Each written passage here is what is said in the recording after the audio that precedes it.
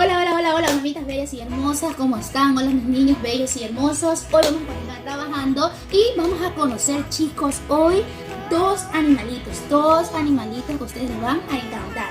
Pero antes vamos a iniciar con una linda canción sobre los animalitos. A ver, juguemos en el campo con los animalitos. Elijo al que me gusta y lo imito un ratito. Elijo a la vaca. Mu, mu. Vamos, chicos, a ver. Juguemos en el campo con los animalitos. Elijo al que me gusta y lo imito un ratito. Elijo al perro. ¡Wow! ¡Wow! A ver, chicos, ahora es su turno. Muy bien, chicos. Juguemos en el campo con los animalitos. Elijo al que me gusta y lo imito un ratito. Elijo al pato. ¡Cuá! ¡Cuá! A ver, chicos, vamos. Muy bien, mis consentidos. Espero que les haya encantado la motivación y hayan dicho los soniditos. Muy bien, mamitas, vamos a iniciar con la actividad del día de hoy. Recordándoles que el día de ayer hicimos nuestra linda caja de sorpresa. ¿Ya?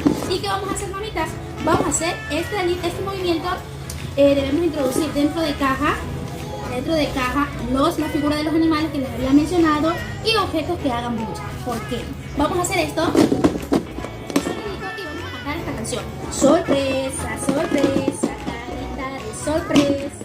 Dime qué tienes tú para Lucas. En esta ocasión usted debe mencionar el nombre de su niño. ¿Qué tienes para David? ¿Qué tienes para José Andrés? Y así usted va a mencionar el nombre de su niño. Y usted va a motivar al niño a que meta la manito y saque una imagen. A ver, vamos a ver. Vamos a sacar una imagen. A ver, ¿qué será que habrá aquí? El niño va a introducir su manito y a lo que va a sacar la imagen. ¡Ay! ¿Qué tienes en tu mano, bebé? ¡Un perro! ¿Y cómo hace el perro? ¡Guau! ¡Guau! De esta manera, mamita, usted va a realizar la actividad con los chicos, ¿ya? Esta actividad de la misma manera, hace el movimiento y motiva al niño que introduzca la manito y saque el siguiente animal. La vaca. Recuerda haber pausado para que el niño pueda imitar su sonido. ¿Cómo hace la vaca? ¡Mu!